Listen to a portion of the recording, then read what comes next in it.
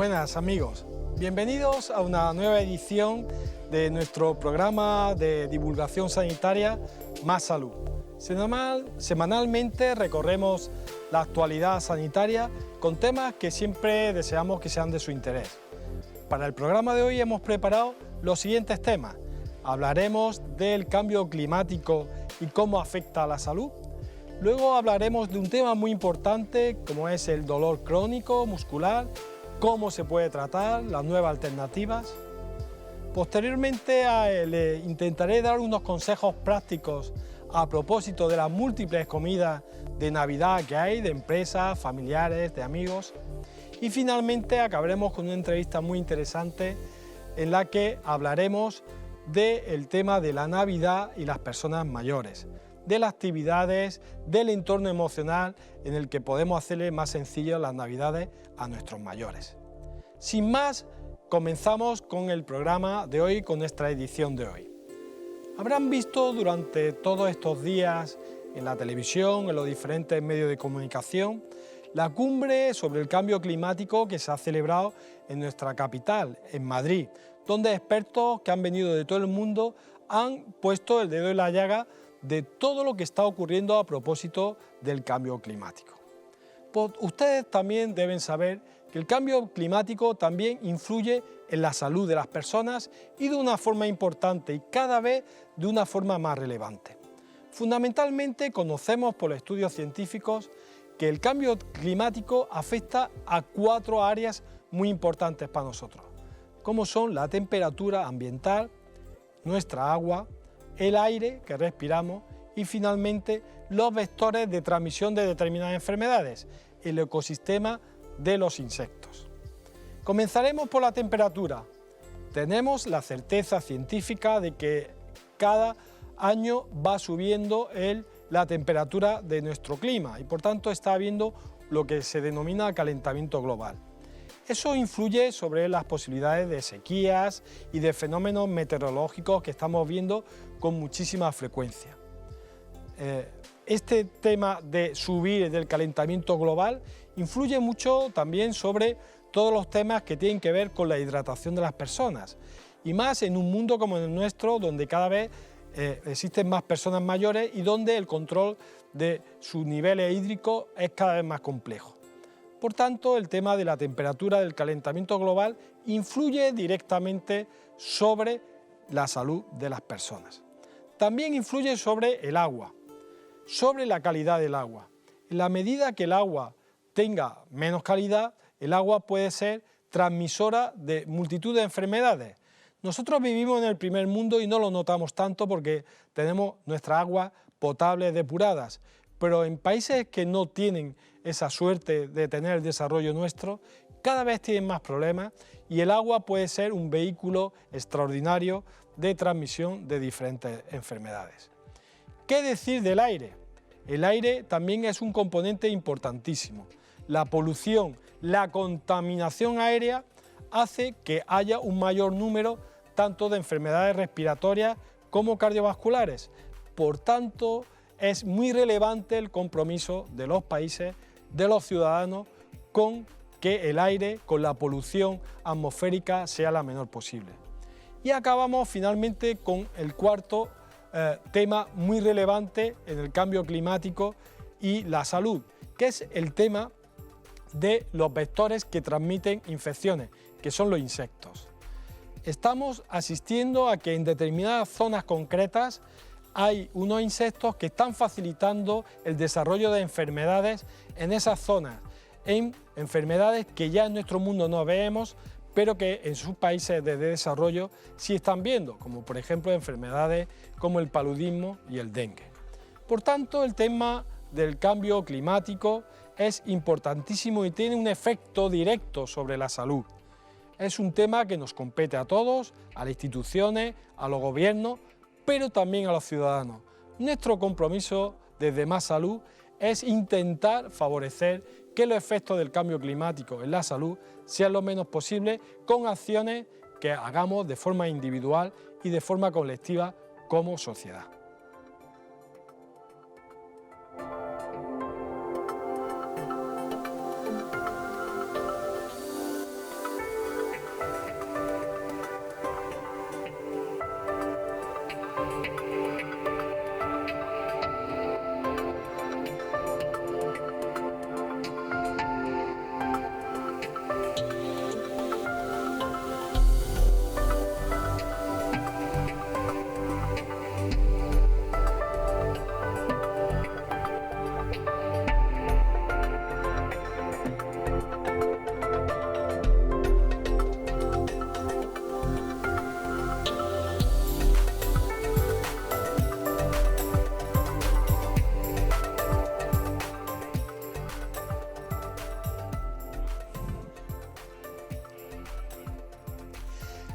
Seguimos con la segunda parte de nuestro programa, con la primera entrevista de la edición de hoy.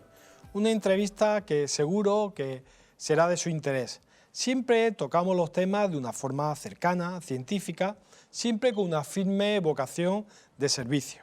Hoy contamos en los estudios con el doctor don Carlos Morales, que es consultor en la unidad del dolor del Hospital Quirón Salud de Málaga. Bienvenido, don Carlos. Muchas gracias por tu invitación, José Antonio.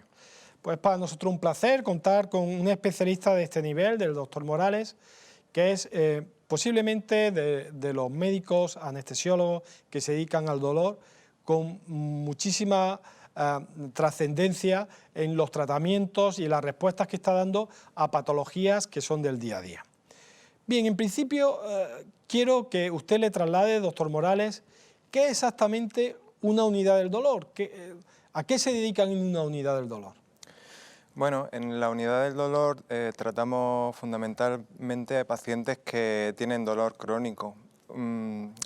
Tratamos enfermedades tan comunes como la artrosis, la osteoporosis, la lumbalgia, hernias discales y también enfermedades más específicas como la distrofia simpático-refleja o las neuropatías periféricas.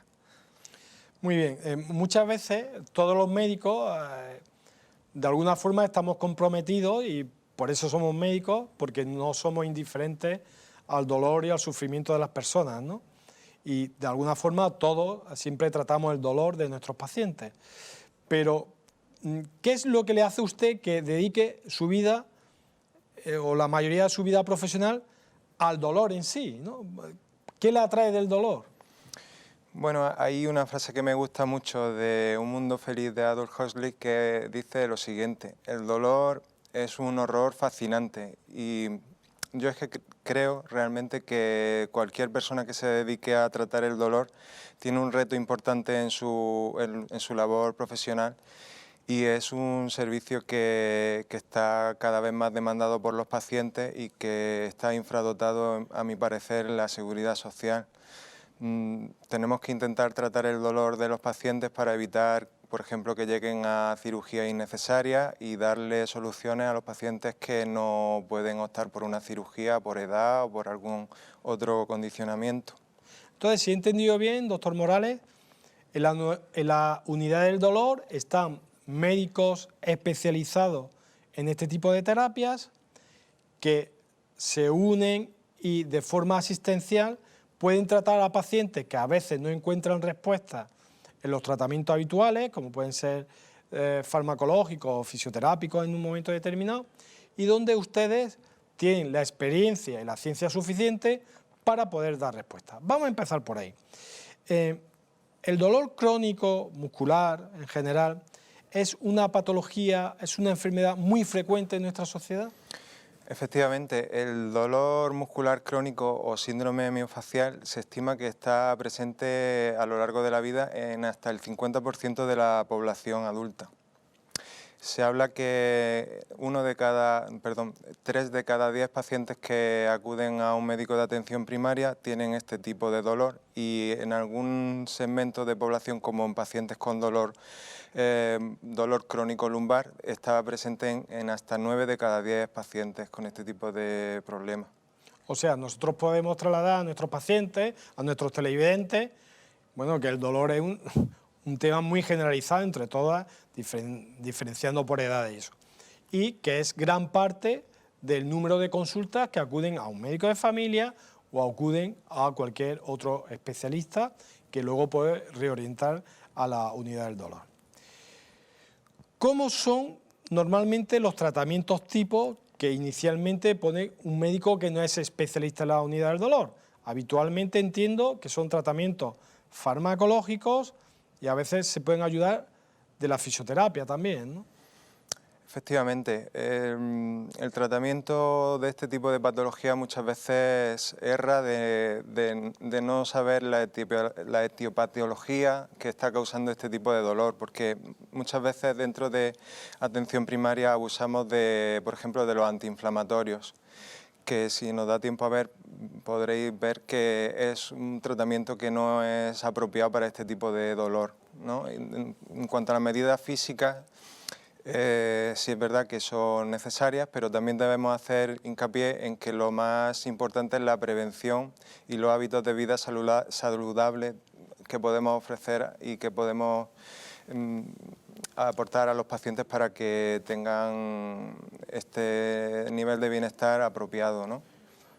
Empecemos por lo que usted ha dicho, que es muy importante, que a veces no es el inicio de las terapias. La importancia, la relevancia de los hábitos de vida saludable, de tener un peso adecuado, de tener un mínimo ejercicio físico, de no consumir sustancias tóxicas. Hablen un poco de eso. Bueno, realmente para empezar a hablar de esto me gustaría introducir en cuáles son los mecanismos que dan pie a la aparición del síndrome miofascial. Estamos ante un problema de salud que ha sido desconocido en mucho tiempo, porque realmente lo que es la fascia en sí es un órgano que antes se le daba una importancia mínima. Muy poco, ¿no? Se le da importancia al músculo, pero la fascia, que es como la membrana que recubre al músculo, no se le daba relevancia clínica, ¿no? Exacto. Hemos visto que los estudios cada vez hacen más hincapié en que no es solamente un órgano de sostén y de envoltorio, sino que la fascia es un órgano propioceptivo muy importante en el que se da la mediación del dolor y además cumple una función muy importante en cuanto al crecimiento y nutrición de los tejidos a los que envuelve, ¿no? Por hacer el símil, podríamos decir que la fascia es como la telaraña para la araña, que no solamente hace que la araña se sostenga en ella, sino que le ayuda a cazar y tener los nutrientes necesarios para crecer y reproducirse. Claro. Entiendo, por tanto, que el interés centrado en la fascia es porque posiblemente desde las unidades de dolor, desde las terapias que ustedes proponen, influyen sobre la fascia, ¿no?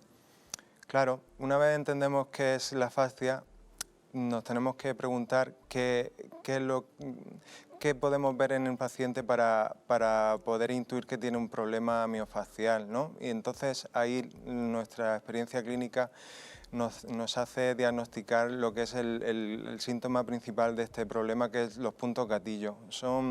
Explíquenos eso de los puntos gatillo, que muchos televidentes lo habrán escuchado, incluso habrán acudido a consulta y le habrá dicho su médico.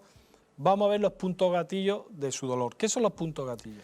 Los puntos gatillo son una especie de nódulos palpables dentro del músculo que son muy sensibles al dolor y que la palpación provoca un dolor intenso, no solamente en esa zona, que puede estar referido también a otra serie de zonas a distancia. Se puede palpar como una banda tensa muchas veces y cuando hemos analizado estos puntos gatillo a través del microscopio se observa que estructuralmente el tejido de esa zona está desestructurado. Las fibras que lo componen tienen muy mala calidad y tienen una estructura normal. Por tanto, existe una evidencia científica que de alguna forma esos puntos donde ustedes palpan y diagnostican traducen que hay una patología que sustenta posiblemente y que es la responsable del dolor que está sufriendo el paciente, entiendo, ¿no? Efectivamente, si analizamos la composición de la matriz extracelular, que es lo que compone la fascia, encontramos que principalmente está formada por colágeno.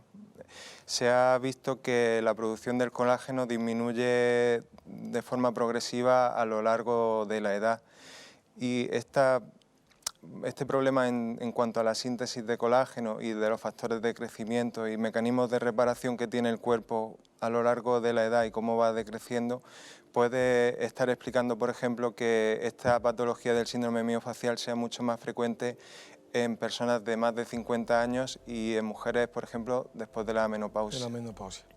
Vamos a poner un ejemplo sencillo para que lo entiendan nuestros televidentes. Una señora que ya pasa la menopausia, que siente dolores que no sabe identificar bien, pero son dolores crónicos que llevan semanas, incluso meses, que ha ido a su médico de familia, que inicialmente la ha puesto en tratamiento con antiinflamatorios o analgésicos, incluso le ha recetado algún tipo de terapia de fisioterapia, ha encontrado una mejoría ligera, pero a lo largo del tiempo se da cuenta que no termina de mejorarse del todo de sus síntomas y el dolor es cada vez más incapacitante. Decide ir a una consulta como la suya de la unidad del dolor, usted la valora, la paciente, valora los puntos gatillos y diagnostica que esa persona sufre un dolor muscular crónico, ¿no? El síndrome miofacial que decía usted. ¿Qué alternativas, qué respuestas le dan desde esa unidad del dolor a este tipo de pacientes? Bueno, este tipo de patología tiene una serie de tratamientos. El primer escalón sería la medida física, lo que es la fisioterapia, estiramientos y demás. Una vez agotadas las medidas convencionales, pues hay una serie de tratamientos. Eso es disculpe que le interrumpa, doctor Morales. Es verdad que uno tiene que seguir por escalones, uno no puede ir a la última terapia si no ha probado inicialmente las terapias básicas, ¿no? Claro. Muchas veces estos pacientes nos vienen remitidos de atención primaria con un consumo abusivo de antiinflamatorios. También nosotros instruimos a los pacientes de que este tipo de dolor no responde bien a este tipo de medicación y también tenemos que darnos cuenta de los efectos secundarios que tiene este tipo de medicación antiinflamatoria para el estómago, para Sí, que afectan porque es un consumo muy continuado y muy intenso, ¿no? Pero y que no consigue su objetivo final. Claro, ¿no? Pero es más, aquí me gustaría mostrar una breve diapositiva en el que se puede observar cómo el consumo de antiinflamatorios inhibe la síntesis endógena de colágeno. O sea, que influye, antes eso no se sabía, influye también sobre el colágeno, claro, que era tan importante en la fascia muscular. Claro.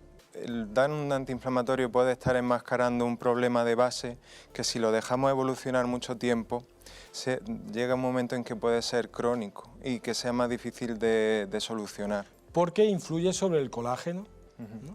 Por tanto, es muy importante ver que siempre tiene que ser con supervisión médica, tanto el consumo como la duración y la intensidad y las dosis de los fármacos antiinflamatorios, que no es una pastilla que se tome uno como se toma un caramelo, indudablemente, ¿no? Claro, desde aquí tenemos que hacer un llamamiento a los pacientes de que no se automediquen. Y hacer un uso racional, o sea, uno cuando toma ibuprofeno, naproxeno, diclofenaco, cualquier antiinflamatorio al uso, que nosotros le hemos perdido el miedo, son fármacos estupendos, pero que tienen su indicación y tienen que tener su supervisión médica y por tanto uno no puede abusar de ellos, no lo puede cada vez que uno tenga el mínimo dolor consumirlos, ¿no? Bueno, pues usted me dice que le explica a sus pacientes que los antiinflamatorios también influyen sobre el colágeno y entiendo que empieza a decirle que fuera de los antiinflamatorios le va a proponer diferentes posibilidades terapéuticas, ¿no? Efectivamente. Al hablar del colágeno, a la gente se le viene a la cabeza también el tema de los suplementos. Y desde aquí quiero Claro, eso es muy importante. Por favor, déjeselo claro. El tema de la gente que toma suplementos de colágeno que compra en multitud de sitios, ¿no? Desde aquí hay que ser totalmente tajante, hay un interés grande de la industria farmacéutica en esto. No hay ninguna evidencia de que ningún suplemento de colágeno pueda favorecer la síntesis de colágeno endógeno por dos motivos muy sencillos. El colágeno no se puede absorber a nivel de mucosa intestinal porque es una proteína compleja y la solución que ha dado la industria farmacéutica a esto de hidrolizar el colágeno para hacerlo en fragmentos más pequeños y que se puedan absorber, no hay ninguna evidencia de que estos pequeños fragmentos vayan a ir a la diana específica donde hace falta sintetizarlo, con lo cual el tema de los suplementos hay que incidir más en una buena alimentación que en tomar suplementos, porque estamos engañando a la gente diciéndoles que por tomar una pastilla de colágeno pueden revertir este problema cuando no es así. Esta información es muy relevante y por tanto quiero pararme. Los suplementos, según el doctor Morales y la evidencia científica, los suplementos nutritivos de colágeno no consiguen el efecto pretendido, en tanto que no llegan a la diana donde se necesita, al músculo que hay que reparar con ese colágeno, y ni siquiera se absorbe el colágeno. Por tanto, y es una orientación que habitualmente siempre hacen desde la unidad del dolor, donde no solo a veces recomiendan perder el peso, sino que son unos defensores a ultranza de la alimentación equilibrada, de nuestra sabrosísima dieta mediterránea. Cuidado con que no nos vendan el mensaje de que tomando por boca colágeno vamos a restituir nuestros tejidos dañados, ¿no? Dejado eso claro, ¿cómo podríamos restituir entonces los tejidos? Bueno, hay cada vez más avances en la ciencia y, por ejemplo, tenemos un compuesto nuevo que es el colágeno 1, que pues, se puede administrar en la diana específica a través del ecógrafo en los músculos en concreto donde se produce el dolor. Sería con una inyección, con el ecógrafo guiando, donde necesita la dosis concreta del colágeno. Sí, este medicamento ya está disponible y me gustaría mostrar alguna diapositiva de los ensayos clínicos que hay actualmente con esta medicina. Los resultados son muy buenos, estamos hablando de una reducción del 60% en la intensidad del dolor y de la contracción muscular involuntaria de este tipo de zonas en concreto.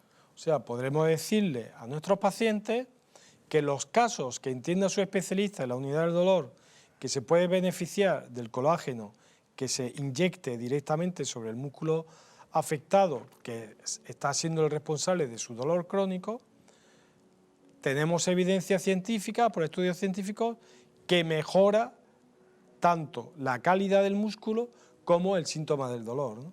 Efectivamente. Este es un tratamiento nuevo que puede ser otra alternativa al clásico que existía para este tipo de pacientes, que es la toxina botulínica. Y por dar unas pinceladas... Claro, la toxina botulínica, para nuestros televidentes, seguro que la conocerán, es el conocido Botox, que siempre lo tenemos referido a la utilización en la medicina estética, pero tiene muchísimas más utilidades y en la unidad del dolor se lo utiliza mucho. Hablen un poco de la indicación de la toxina botulínica. La toxina botulínica es una medida terapéutica real y está al alcance de este tipo de pacientes, pero tenemos que entender que tiene una serie de inconvenientes. La toxina botulínica tiene más efectos secundarios en cuanto a que puede producir parálisis no solo del músculo al que se administra, sino de los músculos contiguos y producir una parálisis al paciente. No es frecuente, pero puede ocurrir. Tiene que estar siempre en manos expertas, claro. Sí, además la toxina botulínica, el problema es que se ve que a la larga pierde el efecto en este tipo de pacientes, y esto es debido a que la toxina al producir una parálisis muy intensa y duradera del músculo, lo que produce es una atrofia del músculo en sí, y ese músculo cada vez responde menos a la toxina. Bien, nos resta solo un minuto de nuestra entrevista, doctor Morales, esta interesante entrevista donde hemos derribado algún mito. Mande algún mensaje esperanzador de prevención, ¿no?, a nuestros pacientes. Sí, realmente lo que me gustaría recalcar es que lo fundamental es que el estilo de vida de los pacientes sea lo más saludable posible. Tenemos que intentar cumplir una serie de medidas de prevención, como puede ser un hábito de sueño saludable, evitar el estrés, cuidar los hábitos posturales, realizar estiramientos, una alimentación lo más completa posible, optando a poder ser por una dieta mediterránea, hacer deporte, no solo aeróbico, anaeróbico, fortalecer los músculos, prevenir también todo lo que sea una cirugía innecesaria sobre la zona lumbar, también ayuda a prevenir este tipo de problemas. Pues muchísimas gracias por todos los mensajes que nos ha mandado hoy. Yo creo que nuestros televidentes se habrán aclarado un poco sobre este síndrome, este dolor crónico muscular, las nuevas alternativas que hay terapéuticas. Hemos derribado algún mito a propósito del colágeno que se ingiere y por tanto yo espero que hayamos cumplido con nuestra vocación de servicio público y de acercarle un tema complejo como es este de la forma más sencilla. Ahora los voy a dejar con unos consejos publicitarios y seguiremos con la segunda parte de nuestro programa.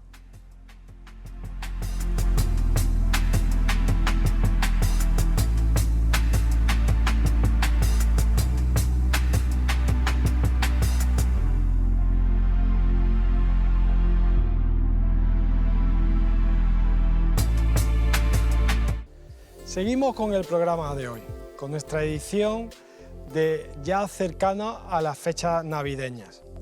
Ahora tenemos muchísimos compromisos con amigos, en la empresa, con la familia, de diferentes comidas de Navidad que se llaman.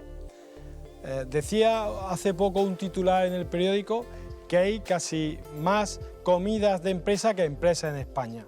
Pues si me permite la broma, así es, ¿no? Tenemos cada vez más compromisos con nuestros amigos, con nuestros compañeros de comidas. Y como uno no tenga ciertamente algún criterio a la hora de enfrentarse a estas múltiples comidas y cenas de Navidad, en enero se puede encontrar con un problema. Por tanto, vamos a hacerla de la forma más saludable, dándole los siguientes consejos que espero que puedan ser de su interés y que le puedan ser útiles. Si pensamos que es una película o una comida de Navidad, pensemos que el tema principal tiene que ser el encuentro con las personas con las que vamos a ir. El protagonista principal tiene que ser nuestra conversación, el disfrutar emocionalmente de nuestros amigos, de nuestros compañeros y de nuestros familiares. La comida, la cena, lo que es en sí los alimentos, tiene que ser como el protagonista secundario, no puede ser el más relevante. Les voy a dar unos consejillos si tienen que ir a estas comidas de compañeros, compañías, con comidas de empresa o comidas con familia. Inicialmente es bueno ir sin hambre a este tipo de comidas. Si consumen alguna fruta o algunos frutos secos antes de esta comida, uno acudirá al evento sin un hambre atroz, voraz, que en cuanto se siente en la mesa y como le ponen todas las cosas por delante, empieza a consumir de forma desaforada los alimentos. Si usted va con poca hambre o sin hambre casi prácticamente, usted podrá disfrutar de la conversación y de sus amigos y también de la comida. Los entrantes deben ser pocos, pero que sean de alguna forma de calidad. No es bueno comer muchísimos entrantes de inicio, porque en nuestra cultura los entrantes cada vez se están imponiendo y luego llegan los platos principales y uno ya tiene que hacer un sobreesfuerzo de comer porque le da pena dejar la comida. Por tanto, los entrantes tienen que ser pocos, pero de calidad. Luego el plato principal siempre deben intentar decantarse porque sea el pescado el protagonista, ¿vale? El pescado fundamentalmente que no sea frito. El pescado protagonista acompañándose siempre de unas verduras. El postre, el protagonista siempre tiene que ser la fruta. Hay una exquisita macedonia de fruta que vienen fenomenalmente en este tipo de eventos. Y luego uno también puede tomar dulce de Navidad, pero intentar tomar pequeñas porciones. Yo siempre recomiendo nuestros turrones, ¿no? Más que otro tipo de dulce de Navidad que tienen más azúcares y que tienen más grasas. Y finalmente un consejo último. El alcohol no puede ser el protagonista del evento, del encuentro. El alcohol tiene que ser un invitado de piedra. Uno puede consumir algo de alcohol, pero siempre con moderación y nunca convirtiéndolo en el actor principal de ese encuentro. Por tanto, disfruten de sus comidas de Navidad, pero siempre pensando en hacerlo de una forma saludable.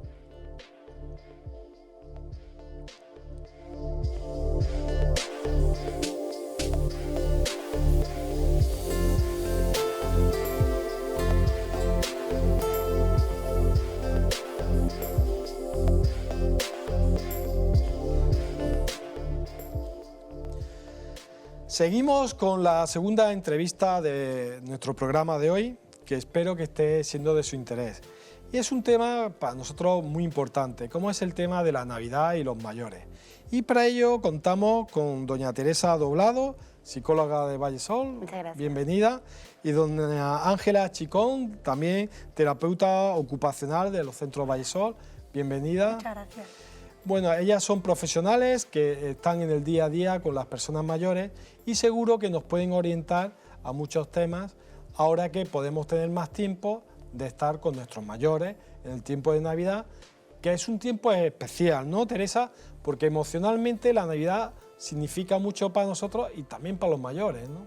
Claro, como bien dice, si la Navidad es algo importante para las personas en general, pues ya sea por las comidas, por las cenas especiales que realizamos o por meses antes que estamos ya planeando los regalos que puedan hacerle ilusión y recibirlos, mucho más importante es para nuestros mayores, ya que quizás no tengan ese acceso a sus familiares o las amistades que ya no se encuentran. Y hay familias incluso que pueden estar todo el año sin reunirse, claro, y llega ese momento y lo esperan con mucha ilusión. Claro. Y por tanto es un tiempo en el que nosotros debemos aprovechar, ¿no? O sea, donde la tristeza no tiene que ser la protagonista, sino la alegría de encontrarnos juntos, ¿no? Claro, es una época muy importante y nosotras como profesionales tenemos que ser conscientes de la fragilidad del estado de ánimo en esa fecha. Claro, porque es un tiempo también donde uno tiene recuerdos y uno es más vulnerable y por eso es más frágil, ¿no? La nostalgia de los viejos tiempos y siempre espera que se comparta con la familia y muchas veces no es posible. Ángela, muchas veces nos ocurre que tenemos personas mayores en nuestro entorno, nuestros padres, nuestros abuelos, hay gente adulta, pero también hay niños, y a veces dejamos como fuera de juego, no entran en nuestros planes las personas mayores, ¿no? Y sí podemos decirle a nuestros televidentes que hay muchas posibilidades para que las personas mayores también sean protagonistas de estos encuentros de Navidad, ¿no? Claro, sobre todo en Navidad porque es una época como muy familiar. Entonces yo creo que todas las actividades que se pueden hacer con ellos, para ellos son muy significativas, ¿no? El pasar tiempo con sus nietos, sus familiares, sus hijos, y yo creo que hay muchas actividades que se puede hacer con ellos. Claro, muchas veces es muy importante eso, ¿no? La relación entre las diferentes generaciones, ¿no? De los nietos con los abuelos, que aportan mucho, ¿no? Y que son muy relevantes, ¿no?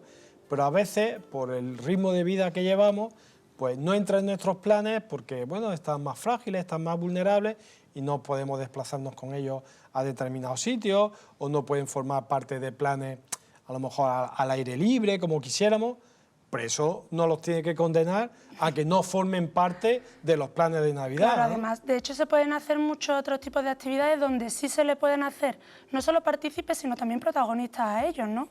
Que son unas épocas que ellos viven con especial ilusión, tienen muchísimas ganas de que lleguen estas épocas, de poder, porque es lo que decía mi compañera, que es una época perfecta para juntar a toda la familia y pues volver a revivir viejos tiempos y sensaciones muy agradables. Pues bueno, vamos a intentar dar algunos consejos a nuestros televidentes sobre estos tiempos tan bonitos y vosotras, como sois profesionales que tratáis a personas mayores y hacéis trabajos con ellos, que nos puedan servir también a nosotros, ¿no? Que nos puedan servir de referencia. Los centros Vallesol, Teresa, tenéis planificado cómo emocionalmente llenar de contenido este tiempo tan especial, ¿no? Como es la Navidad. En general en Vallesol lo que hacemos durante todo el año es orientar temporalmente a nuestros residentes con las fechas que sean significativas y sobre todo en Navidad vamos preparando junto con nuestros residentes. Por ejemplo, hemos estado antes comentando la actividad que les gusta tanto, que son las manualidades, el crear la decoración para el centro en estas fechas. Claro, los árboles de Navidad, el Belén, que se sientan útiles, ¿no? Claro. Que eso es importantísimo. También médicamente, el que ellos estén integrados y se orienten espacio-tiempo, es buenísimo para ellos, ¿no? Y al mismo tiempo que los orientamos temporalmente, ellos tienen una sensación de pertenencia a su grupo, están cómodos con el resto de sus compañeros y ven que hemos decorado el centro junto con ellos y con los materiales que ellos han creado. Por tanto, un consejo inicial que podemos dar a nuestros televidentes, que en familias si tenemos mayores, que ellos sean también protagonistas de generar el ambiente en el hogar, donde vivan, de la Navidad en sí, que se sientan partícipes de eso, ¿no? Claro, ya sea, por ejemplo, decorando el árbol de Navidad o envolviendo los regalos o decidiendo qué comprar a lo más pequeño o el detallito para cualquier familiar o simplemente cómo queremos poner la mesa o el Belén o cualquier cosa que a ellos les Todo parezca. ese tipo de cosas. Y Ángela, aparte ya digo que es un trabajo conjunto de todos los profesionales que trabajáis en el Centro Vallesol, seguro que a ti como terapeuta ocupacional se te encargan muchas tareas que lo hagan a ellos como protagonistas, ¿no?, de la situación, ¿no? Claro. Cuéntanos algún ejemplo.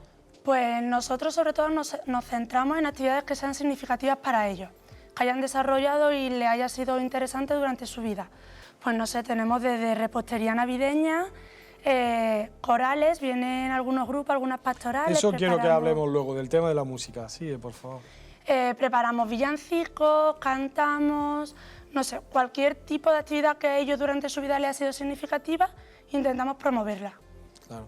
Nosotros somos una sociedad, ¿no? La sociedad malagueña, la sociedad andaluza, por nuestra cultura, el tema de los villancicos, las canciones, la música, nos ayuda mucho, ¿no? Porque es una forma de compartir cosas con los demás y sobre todo en un ambiente alegre. Uno cuando está muy triste no canta, ¿no?, habitualmente, ¿no?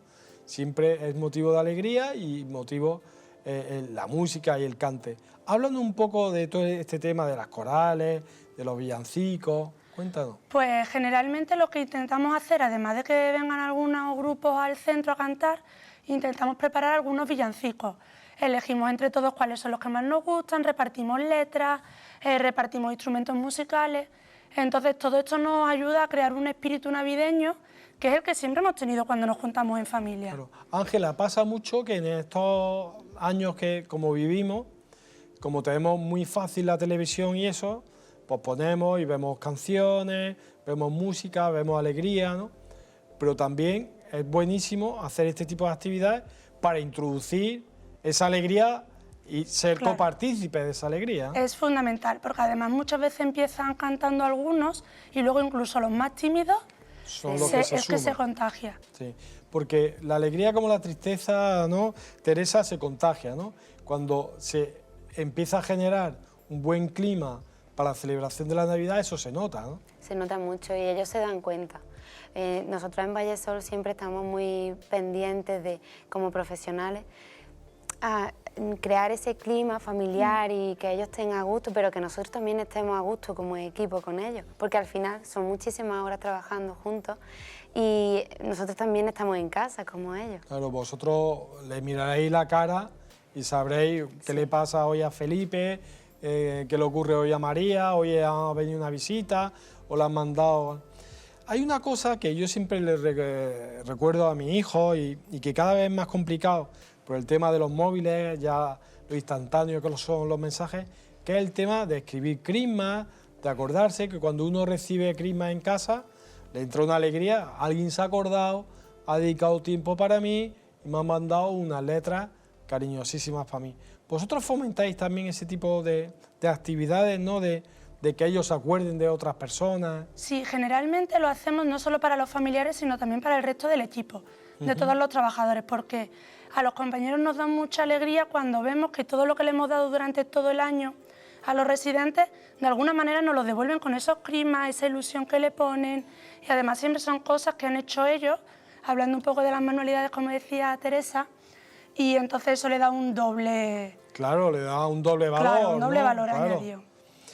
Teresa, muchas veces las personas mayores, hablábamos, que son más vulnerables, frágiles, pueden estar enfermas, pueden ser dependientes. Entonces es muy sencillo que caigan en un estado nostálgico, de tristeza, de las personas que le faltan o de las personas con las que no pueden celebrar la Navidad, tal. ¿Cómo trabajáis vosotros en que al final lo importante de la vida no son los recuerdos, sino que siendo importantes los recuerdos, lo importante es el presente, ¿no? Vosotros Claro. trabajáis eso también. Nosotros ¿no? trabajamos eso, estamos muy pendientes de que los residentes, y como ya están en una época tan difícil de su vida y no tienen esa familia a lo mejor tan cerca como antes, intentamos que no fomentar ese aislamiento, porque ellos van a tender a estar solos, a recordar todo el rato que en su infancia a lo mejor las navidades eran mejor. Intentamos sacarlos de ese estado y de ese bucle, sí, ¿no? traerlos decir, a las actividades. Claro, de vivir el pasado, mire, el pasado está, con sus luces y sombras, pero ahora estamos en un presente que no nos lo podemos perder, ¿no? Incluso se pueden mezclar los dos momentos, el recordar el pasado y el estar viviendo el momento presente. Por ejemplo, con los talleres de reminiscencia o mismo en el grupo compartiendo... ¿Qué son los talleres de reminiscencia? Explícaselo a nuestros televidentes. Trabajamos la memoria a través de las emociones. Recordamos viejos tiempos que para ellos son significativos.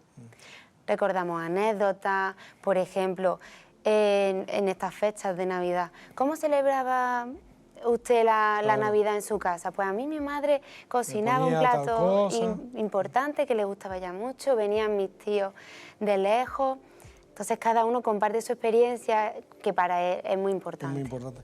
Ángela, muchas veces yo he leído y he escuchado que es importante a veces entre generaciones, ¿no? Que los nietos que estén con los abuelos y eso. Yo a veces intento, ¿no? Por ejemplo, vive todavía mi padre y está en un centro residencial como el vuestro, y entonces uno intenta, de alguna forma, al ser hijo, acercarse a él, recordar cosas que hemos vivido juntos, pero mis hijos no han vivido con ellos cosas juntos, o han vivido menos cosas juntos, ¿no? Pero sí he leído y he visto y he comprobado con mi hijo que cuando ellos le sacan a los abuelos recuerdos, normalmente son recuerdos que los abuelos suelen compartir, que son agradables, no son tristes, ¿no? Que a lo mejor con el hijo pueden compartir cosas más tristes. Pero ellos se obligan con sus nietos a contarle cosas, y si su nieto es el vehículo de actualizar ese tipo de recuerdos, de traerle fotos, imágenes, son una oportunidad magnífica, ¿no? Claro, es magnífica para ambos, tanto para los nietos como para los abuelos.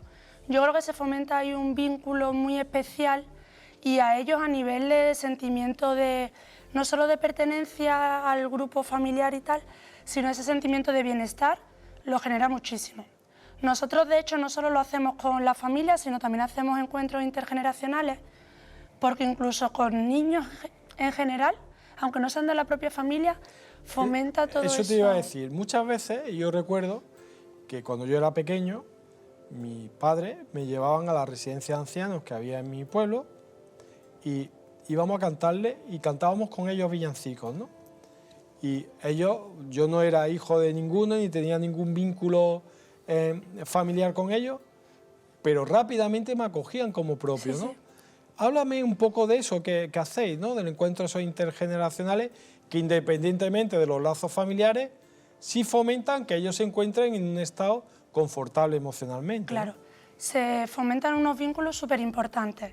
Nosotros normalmente lo que hacemos es que intentamos contactar con algún tipo de colegio, algún tipo de asociación y tal, para pues, desarrollar actividades. Ahora, por ejemplo, en Navidad pues va destinado, no sé, a la elaboración de crismas, a cantar villancicos, pero durante todo el año sí intentamos que haya esa conexión entre distintas generaciones, porque son realmente muy positivas para ambos. Claro, Teresa, porque ahí no solo tiene ganancia la persona mayor, es una ganancia emocional también para los niños, para los jóvenes, para los que son adolescentes, para que vean y que tengan el respeto por la dignidad de las personas mayores, ¿no? Es muy importante, ¿no? Y muchas veces desde la ignorancia pensamos que esas dos generaciones no van a congeniar bien, ya sea por las tecnologías, porque los mayores están nostálgicos pensando en los tiempos pasados, pero no, luego funcionan muy bien y se enriquecen mutuamente, porque los mayores le enseñan cosas antiguas a los jóvenes y los jóvenes le enseñan que cosas ni se nuevas. imaginan, ¿no? Claro.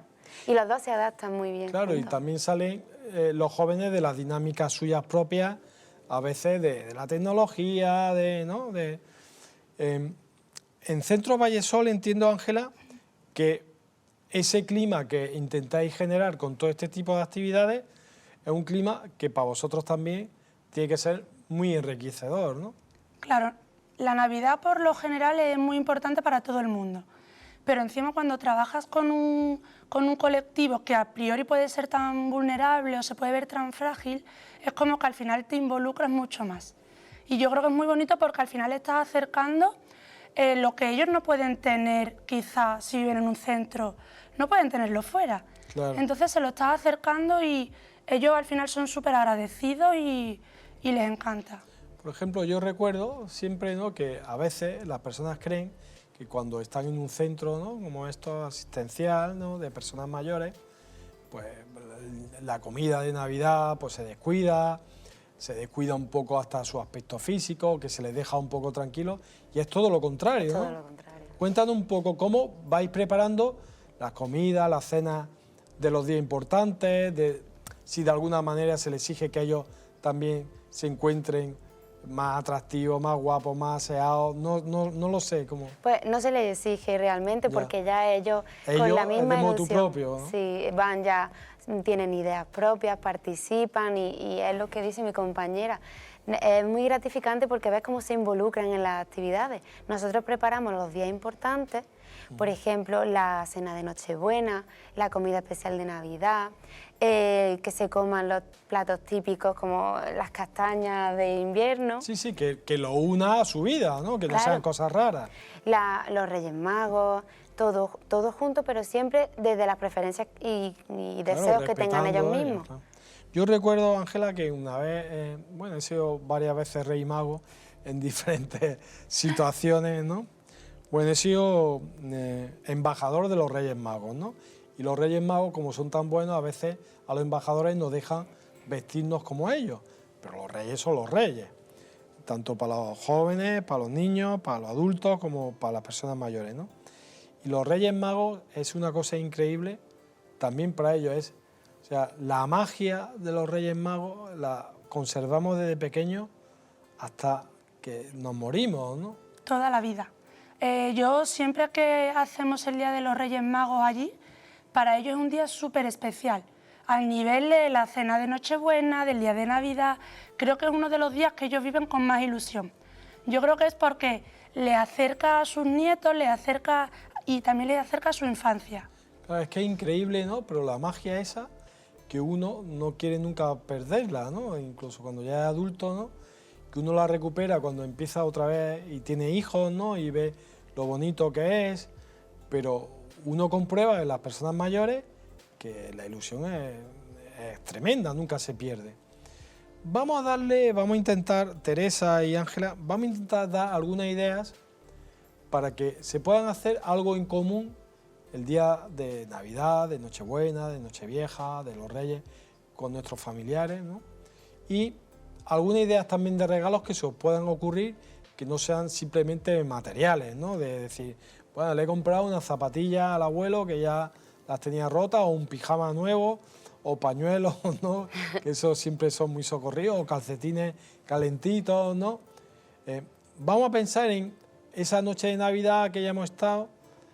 Yo recuerdo, por ejemplo, por romper una lanza, que siempre yo de pequeño leía en mi casa, somos católicos y cristianos, y leíamos los pasajes de cuando nació el niño Jesús, ¿no? Y eso ahora, entre comillas, lo hace mi hijo con mi padre, ¿no? Ese tipo de actividades que se pueden hacer en familia que pueden ayudar, ¿no? Claro, es cuestión de preguntarle al residente Claro. o a la persona mayor lo que le gusta, lo que quiere, que se le ocurran también ideas. No se trata solo de nosotros proponerle, Claro. la persona propone. Claro, y eso es también precioso, ¿no? El ver que ellos te dicen, pues me encantaría que pudiéramos hacer esto, a ver si podemos encontrar la forma. Claro, y de forma coordinada. Claro. Cuéntame alguna cosa que os hayan propuesto y haya dicho, madre mía, ¿no? Qué cosa más interesante o qué cosa más llamativa, ¿no? Pues, por ejemplo, recuerdo una ocasión en la que una residente me comentó que le gustaría, ella nunca había podido participar en un teatro. Sí. Y eso era un sueño que ella tenía en su infancia, en su juventud, y se casó y no pudo realizarlo. Y le digo, bueno, vamos a intentarlo. Entonces creamos un grupo de teatro y adaptándolo a las Navidades hemos hecho una obra de teatro navideño. Oh, qué bonita. Entonces qué bonita estamos idea. fomentando al mismo tiempo los dominios cognitivos, la memoria, el lenguaje, las relaciones sociales, aparte de la creatividad, Claro. la diversión y todo en conjunto. Una idea magnífica. Y yo también recuerdo familiarmente que los niños, en casa de mi mujer y de mi suegro, hacen representaciones de teatro donde integran también a los mayores. Claro. Y es una forma magnífica, una idea buenísima. Y del regalo, ¿qué podemos decir, Ángela? Que no sean solo físicos. ¿Qué les podríamos hacer? Pues yo creo que cualquier regalo que sea manual, ¿no? Yo creo, y si lo podemos hacer junto con ellos, mejor que mejor. O sea, juntarnos con ellos y decir, le vamos a regalar, abuelo, le vamos a regalar al Tito no sé quién, tal cosa. ¿Le gustará así? Vamos a hacerlo ven juntos. Conmigo, ¿no? vamos a buscarlo. O vamos a buscarlo o juntos. Vamos a hacer, enséñame que quiero hacer un bolsito de crochet, enséñame. Y creo que todo eso son unos valores añadidos que se le da pues a la Navidad y a algo tan especial como eso, como la llegada de los Reyes. Bueno, pues ya estamos acabando nuestra entrevista, nos queda un minutillo. Si queréis lanzar algún mensaje último de que merece la pena vivir las Navidades con las personas mayores, hacérselo lo más sencillas posible. Os dejo la palabra tanto a ti, Teresa, como a ti, Ángela. Yo creo que diría algo como, por ejemplo, las familias que tienen hijos adaptan su vida a los hijos. No tenemos que olvidarnos también de adaptar nuestra vida a los mayores, porque también es igualmente importante. Y tienen además toda la experiencia que nos siguen enriqueciendo a nosotros mismos y son parte de la familia. Entonces, hasta el último momento tenemos que hacer lo más agradable y lo más familiar posible. Un buen consejo. ¿Y el tuyo, Ángela? Pues un poco en la misma línea, que intentemos hacerles partícipes de todas las actividades que podamos, que compartamos tiempo con ellos, mucho tiempo, igual que ellos, lo que dice Teresa, lo han compartido con nosotros y nunca les ha pesado, y que no se sientan olvidados, que son épocas familiares en las que tenemos que unir más aún, si cabe, los lazos. Bien, pues con esos deseos tan entrañables, os doy las gracias por haber venido, por vuestros consejos, y hemos llegado al final de nuestro programa, que hemos intentado que haya sido de todo su interés. Hemos hablado del cambio climático y de la salud, del dolor crónico, muscular. También hemos repasado algunos consejos para las temidas, pero también queridas comidas de Navidad y del trabajo y de los amigos.